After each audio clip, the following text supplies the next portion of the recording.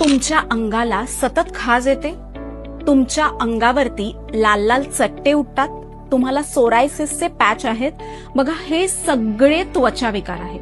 त्वचा विकारांमध्ये वातदोष, पित्तदोष आणि कफदोष हे तिन्ही प्रकुपित झालेले असतात. कफदोष प्रकुपित झाल्यामुळे तिथे खाज येते, पित्तदोष प्रकुपित झाल्यामुळे तिथे लालसर रंगाचे चट्टे दिसून येतात आणि वातदोष प्रकुपित झाल्यामुळे ते सगळीकडे स्प्रेड होतं. एकदा ह्यासाठी पोटातल्या औषधांबरोबर एक मंत्रचिकित्सा सांगितलेली. नमस्तेस्तु महामाये श्रीपीठे सुरपूजिते शंखचक्र गदा हस्ते महालक्ष्मी नमोस्तुते. बऱ्याच जणांनी मला शंका विचारल्या की मॅडम तुम्ही तर आयुर्वेदाचार्य आहात आणि मग तुम्ही असं मंत्रचिकित्सा का सांगता? तर आयुर्वेद हा अध्यात्माला मानतो. आयुर्वेदामध्ये असं वर्णन आहे की त्वचा विकार हे तुमच्या पूर्व कर्मांमुळे असतात. तुमच्या ह्या व्याधी आहेत ह्या तुमच्या कर्मांमुळे असतात. दोषांमुळे तर आहेतच पण कर्मांमुळे पण असतात, म्हणून त्या लवकर जात नाहीत.